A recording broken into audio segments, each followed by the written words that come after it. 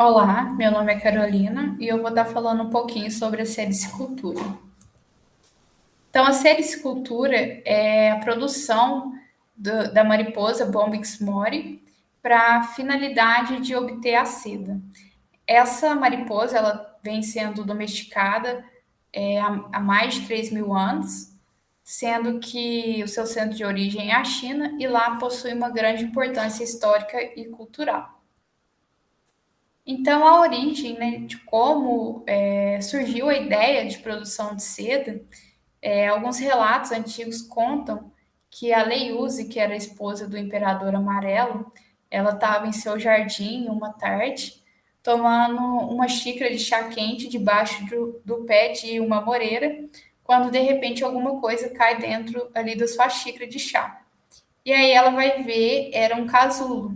E aí ela vai tirar esse casulo do chá e acaba puxando um fio e percebe que era um fio muito longo e acaba esticando e consegue dar a volta em todo o seu jardim. Então, com isso, ela tem a ideia, né, de pegar mais casulos, aquecer eles em água quente e extrair esse fio ali. E aí ela pede para o seu marido, né, o imperador amarelo, um jardim inteiro de amoreiras para poder cultivar ali o bicho da seda. Então, com isso a gente vê, né, que a produção de seda, ela remete a um tempo bem antigo da China, sendo ali onde começou tudo, né, da produção da seda. E ao longo desses séculos, ao longo dos séculos, a produção ela acabou se espalhando aí pela Ásia, pela Europa e também pelas Américas. E quanto à produção da seda, a China era bem rigorosa. Eles tinham um inseto e eles sabiam como extrair essa seda. Então, isso era bem rígido, era um segredo ali, eles não compartilhavam. Então, para prevenir, né, que outros povos ali pudessem se beneficiar ali do uso da seda, então eles eram bem rigorosos quanto a manipulação desses insetos e também o meio de se obter a seda. Então, além disso, esse tecido de seda era limitado apenas à nobreza, às pessoas nobres que tinham um poder aquisitivo maior para poder ter esse tecido. E além disso, também, como eu disse, que eles eram rigorosos quanto à produção da seda, sobre não contar como era feita, os romanos eles tinham acesso à seda, né, exportada ali da China, e aí eles acreditavam que essa seda era um material que vinha de uma fibra de uma árvore. Então, assim, eles não sabiam que se tratava de uma mariposa. E aí, na história da seda, a gente pode também ver que a rota de comércio da época ficou conhecida como a Rota da Seda. Não era uma rota exclusiva da seda, era uma rota onde viajantes e comerciantes passavam para levar, trocar ali seus produtos, que incluía especiarias, né, temperos, canela e até animais.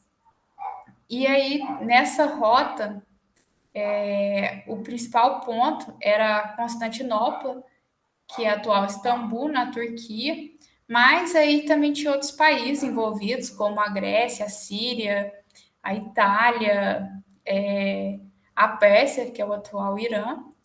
E dentro dessa história aí da Rota da Seda, e então aqui na imagem esse é o Marco Polo, é um viajante muito famoso da época e é conhecido até hoje, né, suas histórias. Essa imagem do lado é a capa de um livro que conta a história dele. E também tem uma série que chama Marco Polo, que conta um trechinho de uma parte onde dois homens tentam contrabandear a Bombix Mori dentro de cajado. E aí o imperador descobre, fica furioso, porque, como eu disse, né, eles eram bem rigorosos quanto a isso, mas também eles consideravam um animal sagrado. Então, falando um pouquinho sobre esse inseto, se trata de um lepidóptero, holometábulo, ou seja, possui a metamorfose completa, ou seja, passa por todos os estágios de desenvolvimento, ovo, larva, pupa e adulto, sendo a fase larval denominada de lagarta, né, no caso de lepidópteros. Então, essa fase de lagarta, ela vai mudar de instares, sendo o último instare ali, ela já para de crescer e muda o hábito dela, querendo já se transformar no casulo.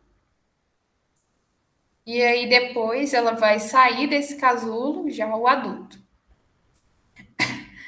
E como que ocorre, né, a formação dessa seda? As lagartas, elas secretam ali um fluido fibroso que é rico em fibroína e sericina. E essas são as principais proteínas componentes da seda.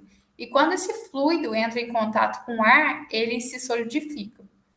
E aí esse processo ele demora de 3 a 8 dias e um único fio pode chegar a aproximadamente 2.000 metros.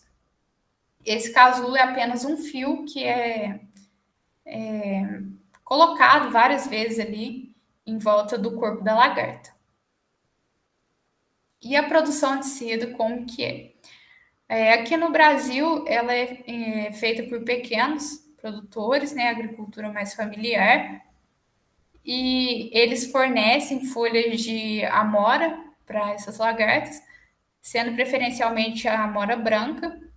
E aí tem essas estruturas, né, esses galpões, onde as lagartas ficam nessa estrutura, parece uma cama mesmo, onde as folhas são colocadas ali para elas se alimentarem. Não tem problema ficar esse tanto de lagarta junta, porque elas não são canibais, assim como a Spodoptera, por exemplo. Elas se alimentam apenas das folhas de amora.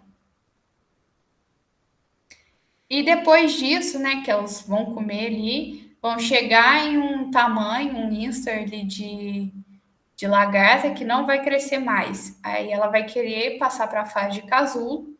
E aí nisso o produtor ele vai abaixar essas estruturas de madeira que estão amarradas aí ao teto, vai deixar bem perto das folhas, onde as lagartas vão sair dali, passar para essa estrutura de madeira, achar um lugarzinho ali onde vai construir o seu casulo. Depois disso, essas estruturas, né, contendo os casulos, vão ser mandadas para a empresa beneficiadora. Chegando lá, esses casulos vão ser selecionados e separados, né? Vão ser tirados os casulos mal formados, muito pequeno, muito grande, muito claro, muito escuro. E aí os casulos selecionados vão passar por um cozimento que vai amolecer a fibra para poder achar a ponta. E aí a gente pode ver, né, que o tempo passou e o processamento não mudou. Como eu contei lá na história da Leizu, o casulo caiu na xícara de chá quente, que foi o que amoleceu e possibilitou ela achar a ponta. Na indústria também é assim, o casulo precisa ser cozido para poder achar a ponta e desenrolar. E aí depois esse casulo vai passar por outros processos, eles vão ser esticados, vai passar por secagem e depois vão ser colocados em meadas, assim como nessa foto, mas também tem outros modelos. Meada é o enovelamento do fio várias vezes sem que ele se embarace. E as características, né, da seda que faz ela ser assim, um tecido bastante requisitado no mercado é que se trata de um tecido que se adequa a climas mais quentes, é um tecido bastante resistente e também tem uma característica assim de brilho, né? É um tecido bonito, o que é muito atrativo.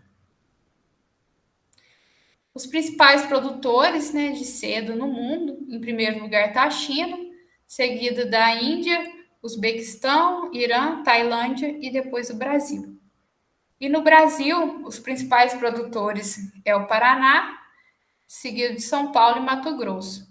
E por que só tem esses três locais? Porque para poder ter a criação de bicho da seda, a indústria tem que estar perto. Porque quando chega naquela fase de casulo, que elas estão naquela estrutura de madeira, elas têm que ser imediatamente levadas à indústria para poder fazer o beneficiamento. Esse beneficiamento tem que ocorrer antes que a mariposa saia desse casulo, porque ela secreta uma substância ácida que vai romper as fibras, que vai furar o casulo para ela sair. E rompendo a fibra, perde completamente o valor, porque o que precisa ali na indústria é o fio completo, né, sem estar arrebentado. Então, por isso que só tem nesses três locais, porque é lá onde estão as indústrias. Já, então, concluindo, né, a produção de seda é uma indústria dinâmica e tem bastante importância histórica, global. E no Brasil, né, embora o Brasil seja, né, um país em desenvolvimento nessa área, tem um potencial muito grande para se tornar um participante significativo na produção de seda mundial. Tem pesquisas que mostram que a seda do Brasil é mais preferida dentre os compradores, porque é a seda mais branca que tem no mercado e tem muitos compradores que utilizam essa seda sem tingir.